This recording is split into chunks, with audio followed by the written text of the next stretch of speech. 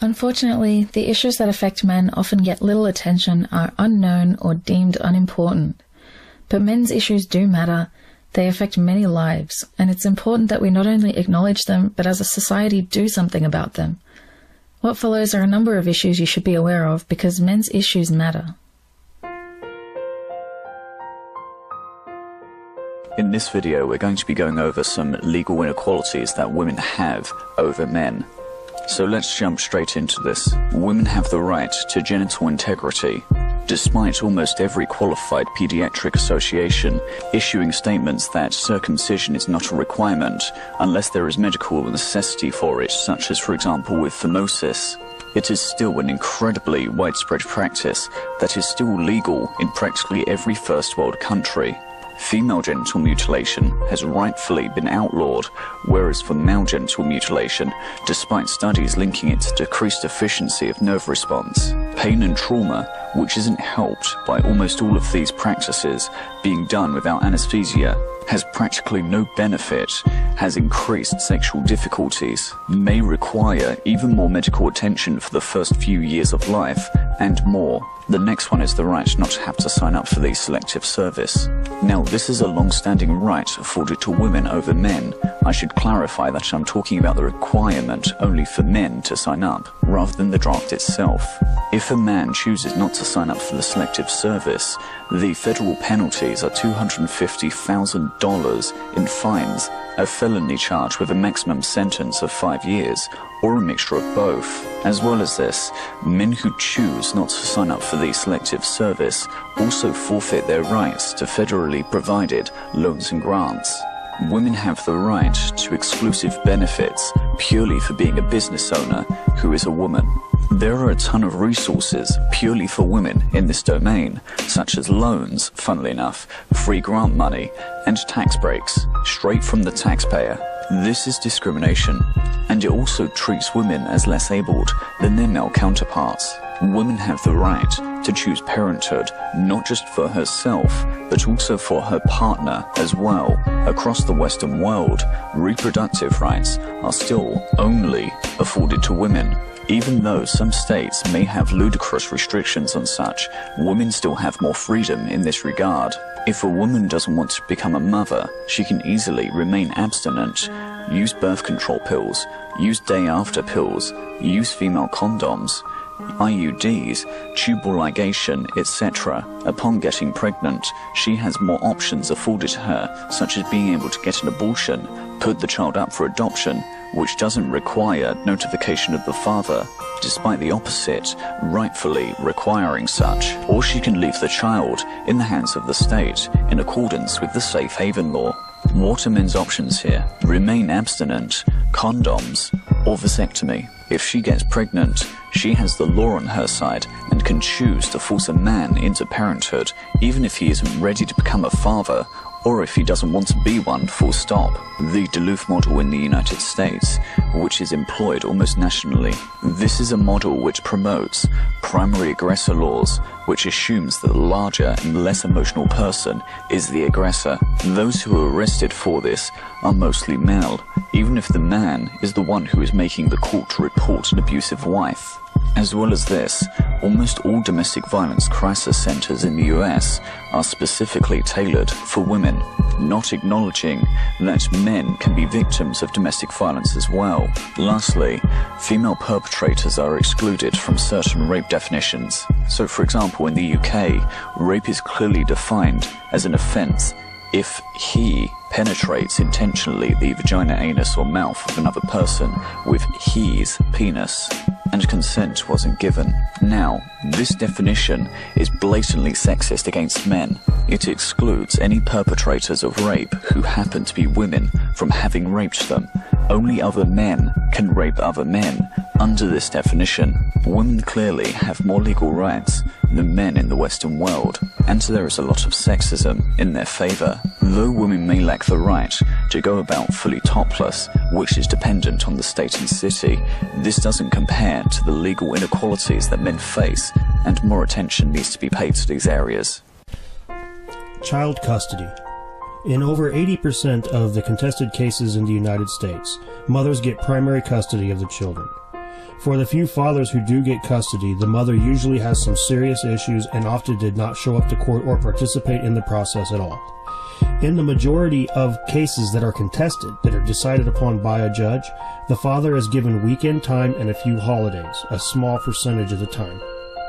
The risk factors that the court considers, drugs, abuse, mental health issues, etc., are considered to be worse and more of an issue if the father has the issues than if the mother has the issues.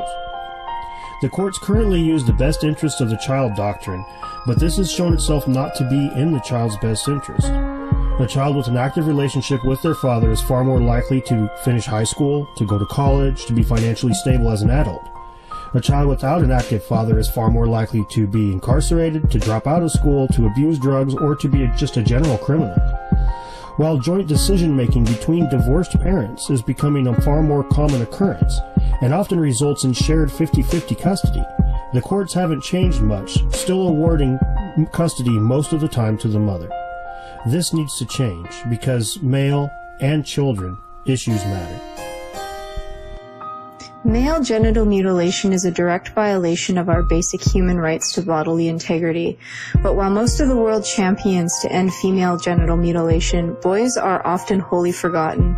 We see little girls suffering in filthy conditions in third world countries, losing functional parts of their genitals, but conveniently ignore the little boys suffering the same injustice in the same conditions. Not only that, but it's still widely acceptable in Western societies. In the U.S., there were 117 deaths of baby boys due to circumcision complications on average per year for supposed medical benefits that could have easily waited until the man in question was old enough to decide for himself whether or not removal of the foreskin was best for him. These numbers may not be entirely accurate, as circumcision complications are often not directly referenced as cause of death. We often hear boys sleeping through their circumcision, when in reality they've gone into shock, their body shutting down from extreme pain with little or no anesthetic being given. The medical benefits of male genital mutilation are shockingly similar to the myths surrounding female genital mutilation. The claim that removal of the foreskin is cleaner, for example, is entirely false. The foreskin is attached to the head of the penis, keeping it clean and protecting it. In order to perform a circumcision on a baby boy, they must first tear the foreskin away from the glands, creating an open wound that is then put into a dirty diaper. If you are interested in more information, please visit CanFap for Canadian viewers, the Whole Network or Intact America for American viewers, and CircInfo for Australian viewers. The sentencing gap. If we control for the arrest offence, criminal history and other prior characteristics when comparing the criminal sentencing of males and females, we find that females are twice as likely to avoid incarceration if convicted, and males receive 63% longer sentences than females do on average. Race is another factor when it comes to sentencing, but the gender sentencing gap is 6 times larger than that of the racial sentencing gap. This is a blatant violation of human rights.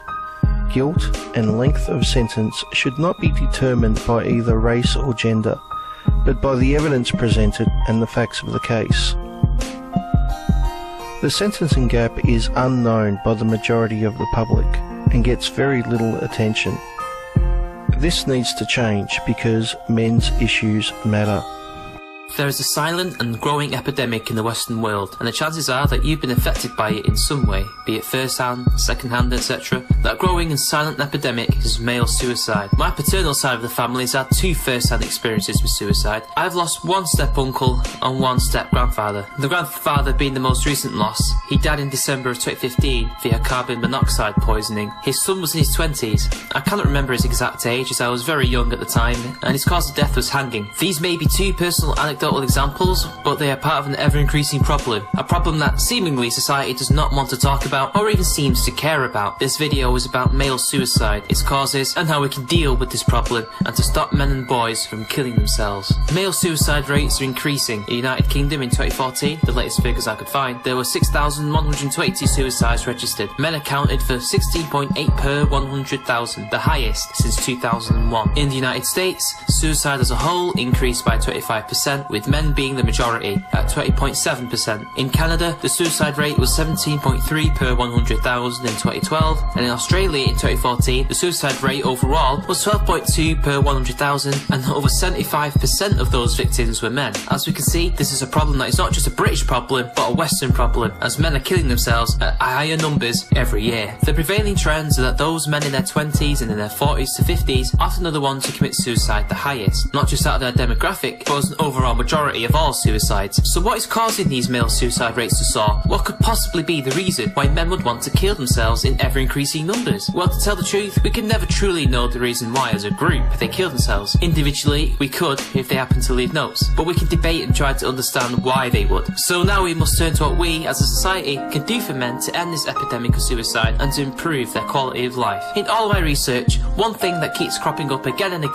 again is awareness. The public, and this includes men, not just women, are simply unaware of the scale of the problem. This could be due to a variety of factors. We live in a society where children or women are viewed as more sympathetic characters. We see on the news and on the television stories of their tragedies and adverts for charities that deal specifically with their issues. And until very recently, there was few to none for men. So for decades, the public was largely in the dark about these issues until things like Movember, and in the UK, the campaign against living miserably, or CALM, were implemented. However, most people still do not know the full extent of the issues. Some will say it's due to men being unable to express their problems, others will say they do not actually have any basis to express their problems. It's all up for debate, but this is perhaps one of the key ways we can help deal with the issue. A second way would be, in the words of Glenn Poole, stop victim blaming, which in his words are because in society we view women as having problems and men being problems. So the idea of this would be alien to people. I agree with the sentiment, although I do not know to what extent men are viewed as problems in regard to this topic. But avoiding victim blaming, and as we shall soon discuss, creating ways to help men and to avoid pointing the finger at them is a good way. Let us talk about that, shall we? In the words of Dr. John Ashfield at the Australian Institute of Male Health and Studies, the practice of blaming men for holding in their emotions and not seeking help is at best lazy and simplistic. Basically, we should stop pointing the finger at men and instead mobilise people to get active in their support, to raise funds and to create places where men can go for support. It could be anything from men's groups, councils, and even helplines, by providing them the same facilities that we can offer women, but catered to their needs. According to Professor John McDonald, Director from Men's Health Information and Resource Centre, when practitioners are conscious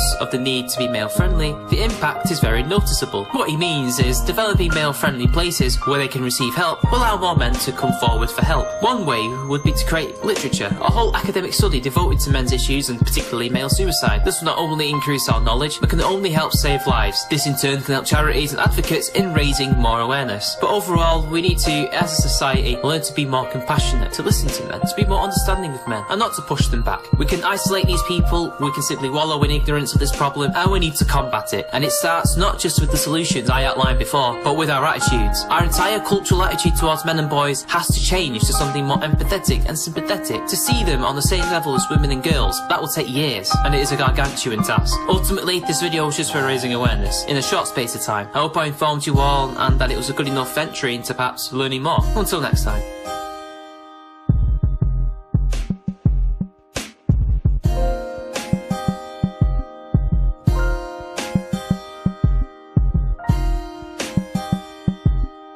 Please feel free to mirror this video or share it on Facebook and Twitter.